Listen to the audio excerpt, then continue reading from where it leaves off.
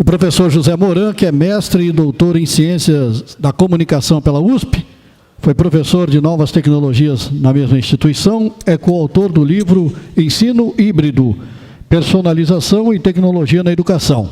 Também conosco está a professora Maria da Graça da Silva, doutora em Educação e Currículo pela PUC de São Paulo, atualmente docente do Departamento de Computação e do Programa de Pós-Graduação em Educação e Currículo da mesma instituição. Gostaríamos de convidar ao palco a diretora Virgínia Rita dos Santos Silva, ela graduada em Letras e Pedagogia, com especialização em Planejamento Educacional e Gestão Escolar, atualmente gestora da Escola Francisco Nascimento, em Jacaraípe, município de Serra.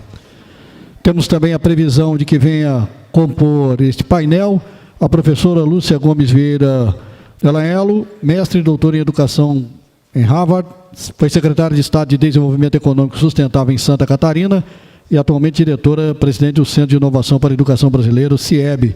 Professora Lúcia está em trânsito, aguardamos a sua chegada aqui para compor conosco este primeiro ciclo de debate. Assim feito, pedimos por gentileza aos nossos panelistas que tomem assento em seus lugares. A professora Lúcia deve estar aí se deslocando, vai compor aqui. Nós vamos direto ao assunto, vamos começar com essa figura extraordinária que é o professor Moran. Ele começa rolando a bola e nós vamos fazer aqui um bate-papo. Eu acho que vocês viram a programação, é sempre assim, tem várias colaborações e depois um nível de interação com vocês. Então, professor Moran, se o senhor quiser usar aqui ou lá. Tenho muito apreço pelo seu trabalho, o pouco que eu acompanhei quando vejo publicações e o que eu acompanho também através das pessoas que eu conheço daqui, me parece que é relevante, assim, tem visão.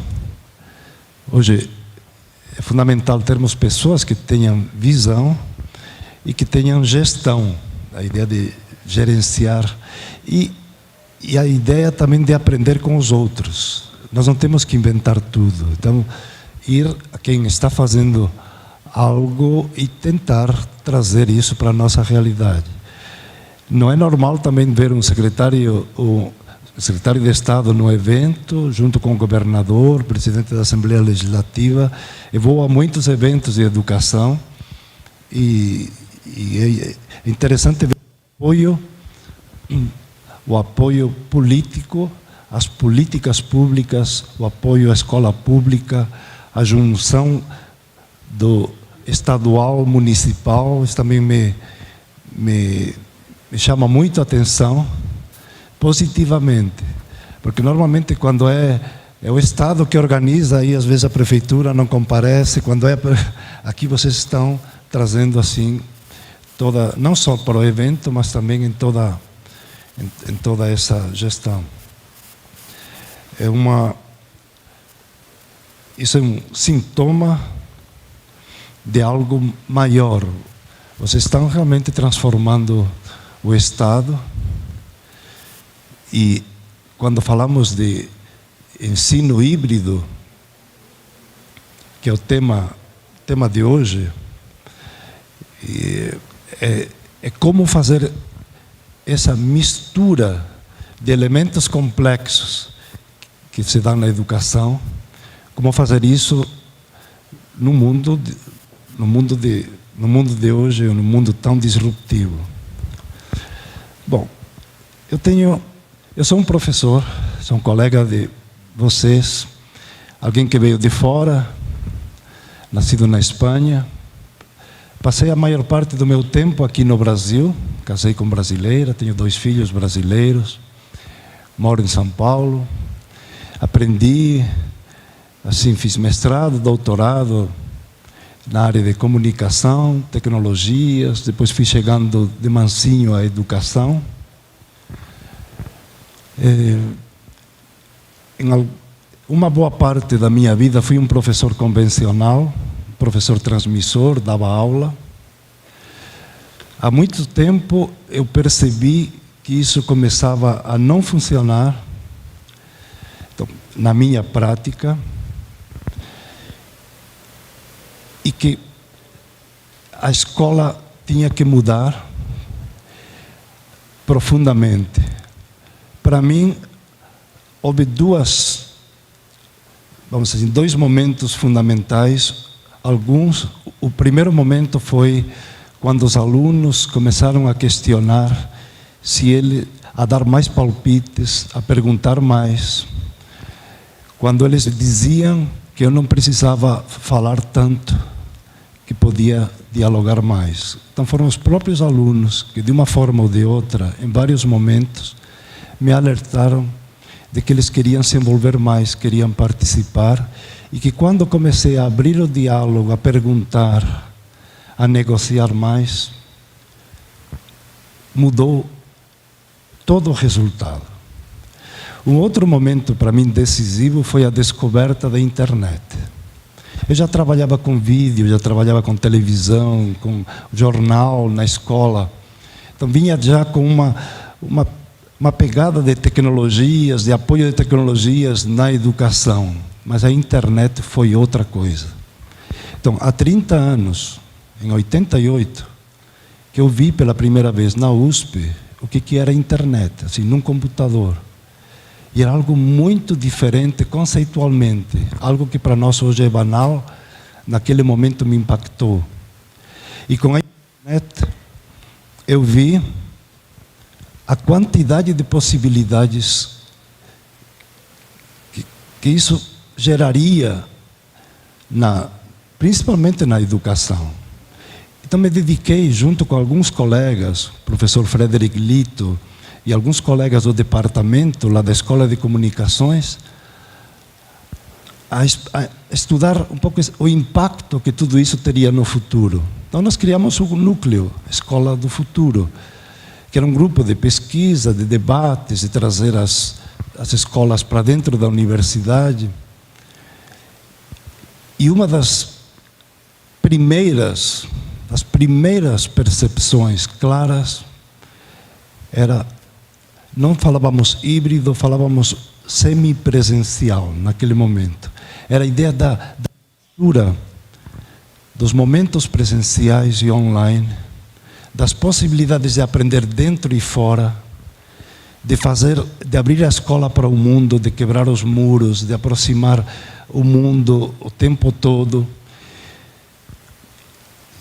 de trabalhar o conteúdo, não necessariamente o tempo todo na sala de aula. Então essa ideia do online e do presencial foi um dos eixos da transformação que eu vivi assim nessa segunda fase da minha vida. Por conta dessa relação com os alunos e por conta de toda essa hibridização possível, isso me trouxe a ideia de empreender mais. E aqui queria falar uma coisa antes de falar um pouquinho dos projetos e de tudo mais. A ideia da mudança de atitude nossa como professores, de querer controlar, que nosso professor está acostumado a querer controlar tudo, para a ideia de querer aprender junto. Faz muita diferença você planejar tudo para o aluno ou planejar junto com o aluno. O junto significa: eu tenho um pouco mais de experiência, vou trazendo algumas questões, mas depois, o que você tem? O que disso faz sentido? Como você se apropria? Que sugestões você tem àquilo que eu também te proponho? Então, a arte da negociação, que eu vivi na prática, em alguns momentos, e vi que dava certo, é o cerne da escola hoje. É mais do que tecnologias, é encontro, é conversar. Conversar não só com o aluno, é conversarmos professores, coordenadores, gestores entre nós. É planejarmos juntos. Então, o híbrido está na ideia de usar todas as possibilidades para chegarmos a acordos, conversando entre nós, coisa que na escola tradicional é muito difícil. na universidade onde eu trabalhei, a gente conversava sobre alguns problemas, mas do ponto de vista de trabalhar na relação com os alunos, quase não conversávamos. Nós planejamos cada um sua aula. Hoje, o importante é planejarmos juntos que tipo de atividades fazem sentido para que o aluno tenha essa visão integradora. Trabalhar com menos projetos, mas projetos mais importantes, com olhares interligados por vários professores, várias áreas de conhecimento, usando todos os recursos que temos à disposição. Então, a tecnologia está dentro do meio da colaboração, do entendimento e do protagonismo do aluno, que quer dizer, converso para chegar a um ponto de equilíbrio em que uma parte do tempo ele avance sozinho, outra parte aprenda com os outros e outra parte aprenda pela minha tutoria, pela minha orientação. Então, eu, dentro deste horizonte de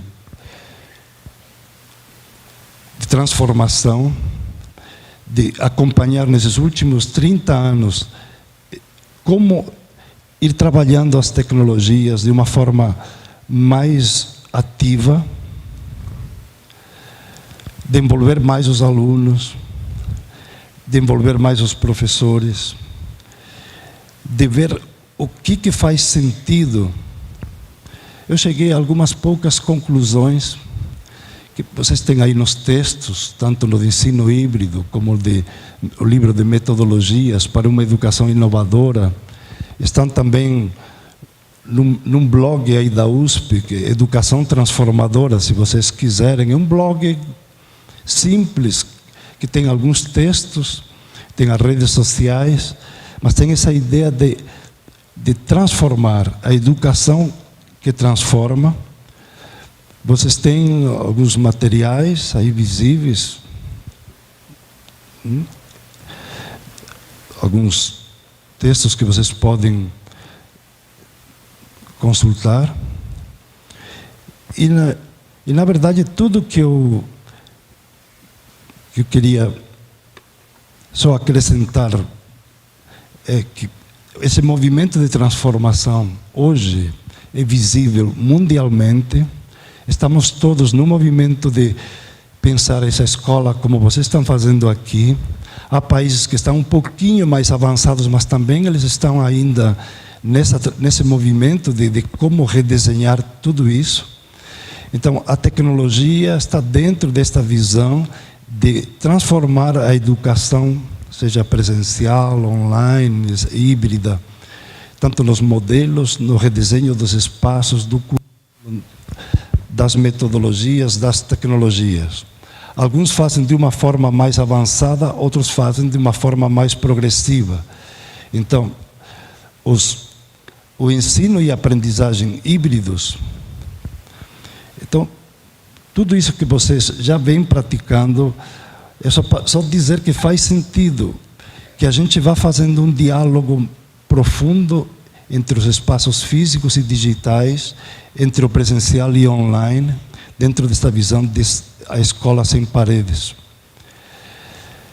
Ensino e aprendizagem híbridos partindo das tecnologias que os alunos utilizam, do cotidiano. Que bom que vocês há 2 ou 3 anos liberaram o celular. Há países que nós consideramos muito mais desenvolvidos, como a França, que estão hoje negando o uso de celular na escola, por lei. Uma coisa dessa semana, estou falando, tem países que estão na contramão do movimento da liberação das tecnologias para a educação. Na hora que nós liberamos o celular, nós trazemos problemas, porque a criança e o jovem usa o celular de forma muito indevida e em muitos momentos nos atrapalha.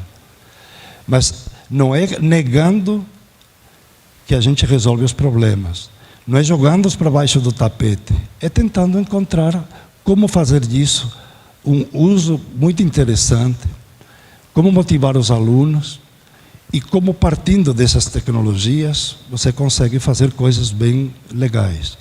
Então, a tecnologia usada para mergulhar em processos de descoberta, experimentação, reflexão, compartilhamento, autoria, aí faz todo sentido. Então, a tecnologia partindo de onde o aluno está, ajudando a transformar em todas as dimensões. Então, a tecnologia não só para entretenimento, não é para troca de mensagens, é para aprendizagem profunda. Pensando que o papel mais importante nosso, como pessoas, como profissionais e como gestores, e como escola, como instituição, é gerar no aluno essa dimensão de crescimento, a mentalidade de que ele pode evoluir como pessoa em todas as dimensões. Que cada aluno, aluno de periferia, aluno pobre, aluno marginalizado, aluno que tem família desestruturada, aluno que vive em regiões de conflito, que são a maioria dos nossos alunos no Brasil, infelizmente, que eles podem transformar suas vidas com esforço, com apoio da sociedade, mas com o esforço deles, eles podem se tornar mais conscientes, autônomos e livres. Então, a escola é para isso, ajudar as pessoas para perceber que podem se transformar. Para uma criança que ele pode ir além de onde ele está, que pode sair do buraco onde ele está metido, que recuperar a autoestima, dar apoio e usar todas estas misturas que é o híbrido e todas estas tecnologias, como vocês verão ao longo do dia, para que realmente ele se sinta mais capaz de transformar-se, que ele tenha horizontes, ele faça disso um grande projeto. Os modelos híbridos com metodologias ativas, vocês já conhecem, é a ideia de misturar. Modelo híbrido significa como a gente mistura e ao mesmo tempo como aprende de uma forma ativa. Então, quando falamos de híbrido, falamos das várias misturas. E quando falamos de metodologias ativas, colocamos o aluno como protagonista. Trabalhando 3 dimensões da gestão da aprendizagem. O que o aluno pode fazer sozinho? Como que eu posso orientá-lo para dizer, libera-me do tempo que eu antes tinha que te explicar muita coisa, porque você pode aprender isso sozinho. Individual significa, há uma parte da atividade que você pode fazer e eu vou te orientar. E que não é feita de forma igual para todos. Então, no fundo, o que mudou de 30 anos para agora é que eu não preciso explicar tanto, porque aquilo que eu tenho para explicar está explicado em muitos vídeos, em muitos materiais, em muitos roteiros que estão disponíveis na internet. Então, meu papel é dizer, dá uma olhada aqui, avança até onde você puder, essa é a dimensão individual, e a partir daí, nós vamos fazer coisas interessantes para continuar aprendendo. Aí entra a aprendizagem de grupo, desenvolvimento de projetos, tutoria, enfim, a mentoria. Mas há uma parte hoje que o aluno fazia depois das aulas, que ele pode fazer no começo, ou dentro da escola, ou em casa, que nós chamamos de aula invertida, que é iniciar-se, conhecer, dar uma olhada no que já existe, pesquisar o que já tem, e a partir daí nós vamos encontrar-nos para ver o que fazemos com tudo isso. Aí vem a ideia de trabalhar por projetos, a partir de jogos, construir histórias, ir para um laboratório maker, fazer coisas e refletir. Então, eu aprendo online, se está aí, o básico, em aula não preciso dar aula. Eu crio atividades em aula que aprofundem esse conhecimento prévio. Aí eu crio o que chama estações, que são grupos de trabalho diferentes, para que os alunos continuem aprendendo. Então, veja, eu não preciso dar aula, no sentido tradicional. Oriento leituras prévias, oriento atividades em sala, para que os alunos continuem aprendendo juntos. E chega um momento em que a gente tem que fazer uma grande síntese, problematizar, questionar. Aí entra meu papel de tutorial, de orientador. O que você aprendeu sozinho, até onde você foi? O que vocês aprenderam juntos? E o que vocês podem aprender comigo, como especialista, ou com os meus colegas especialistas? Então, são 3 dimensões que eu gostaria que vocês simplesmente vissem assim rapidamente, que eu falei da personalização, que significa do caminho individual que cada um percorre para aprender. Nós temos que dizer para o aluno: você tem teu jeito, faz tuas escolhas, eu te oriento. Isso, você tem o básico, você pode aprender por você mesmo. E aí você não precisa trabalhar isso aí que antes se tomava todo o tempo da aula. O foco da aula é incentivo para a colaboração, para criar atividades diferentes, rotação, projetos integradores, aprendizagem por times, aprendizagem em espaços maker, que cada vez é mais importante que sejam colocados nas nossas escolas. Esses laboratórios que eles vão desde atividades físicas até você imprimir numa impressora 3D, que trabalha a programação, que trabalha a linguagem realmente do empreender fazendo e depois aprendendo. E a colaboração também na aprendizagem, que contribui para melhorar o entorno. Aprendizagem serviço, aprendizar com projetos que melhoram situações reais. O aluno em contato com a realidade que ele pode transformar. Então vejam que há toda uma dimensão de personalização, colaboração, e jogando a escola também fora, e a tutoria, que é o movimento de motivar, problematizar, tornar visível o que aconteceu. Não basta só o ativismo de fazer um projeto, é de que o aluno perceba o que ele vai aprender, até com os erros nesse projeto, ajudá-lo a fazer sínteses e avaliá-lo de uma outra forma, avaliá-lo pelo processo. Onde você estava no começo, onde você está agora, o que foi fácil no percurso, o que agora você tem dificuldade. Tudo isso tem um apoio fantástico das tecnologias. O que a CEDU, com todo esse grupo que vocês têm de apoio às tecnologias, faz é ver todas as possibilidades de personalização. Como é que eu posso ver onde cada aluno está, o que ele fez. Então a tecnologia me permite ter uma espécie de quadro dos alunos o tempo todo, monitorar em tempo real a evolução de cada aluno. O aluno pode também ver o que o colega está fazendo. Então a ideia de aprender junto. Então nós temos plataformas, aplicativos, para que cada aluno possa fazer seu percurso individual, para aprender juntos e para orientar, que são as plataformas de tutoria. E vocês têm um pouco modelo de rotação, ou aprender em 2 ou 3 espaços juntos. As tecnologias, que é o objeto deste evento, elas, como disse o governador, elas têm um lado extremamente positivo e têm os enormes problemas que tem. Mas o uso positivo é para melhorar a gestão, preencher menos papelada, saber onde cada um está, cada aluno está.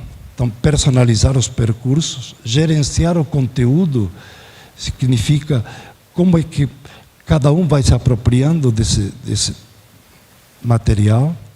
Visibilizar os processos significa tornar visível tudo o que está acontecendo, Então, quando você cria um e-portfólio, você pode visualizar e colocar numa mesma tela, como se fosse um mural, o que cada um faz e poder fazer todos esses percursos rapidamente. Então, portfólio digital, que eu acabei de falar, usar as redes sociais como apoio, como troca. Nós sabemos que temos que misturar os ambientes formais, que vocês têm, o Educa Digital, e ao mesmo tempo o uso de redes, WhatsApp, Facebook, com cuidado, sabendo como, em que momento, mas nos dão uma forma de participação muito diferente se a gente fica nos ambientes formais. E, na verdade, no mundo inteiro, as pessoas estão aprendendo cada vez mais no celular. Tudo tem que falar rapidamente com o celular. Nós temos que fazer coisas que no celular seja mais simples, porque é o lugar onde o aluno está o tempo todo. Então, dialogar mediado pelo celular é importante. Por que esses grandes grupos, por exemplo, os bancos, usam cada vez mais a tecnologia digital móvel? Ele me convence. Hoje eu consigo, em determinadas operações, fazê-la mais facilmente, mais rapidamente, com menos cliques no celular do que no notebook. Então, o mundo está virando cada vez mais ligado ao celular. E é nele que nós temos que saber fazer um pouco esse uso equilibrado de redes sociais e gestão de conteúdo. Tem o mundo também das tecnologias, laboratórios maker integrados, compartilhados, a programação dos jogos, das plataformas inteligentes de ensino e aprendizagem e de gestão. Então, as plataformas que vão melhorando e vão trazendo-nos todas esta visão.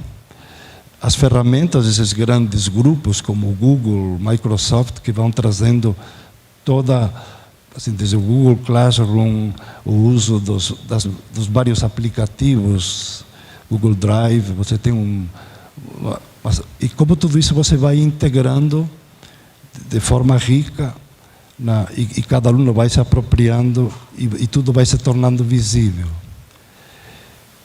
E uma coisa que eu incentivo e que eu vejo que vocês têm, mas que pode ser muito ainda ampliado, é o compartilhamento das melhores práticas, do que vocês fazem.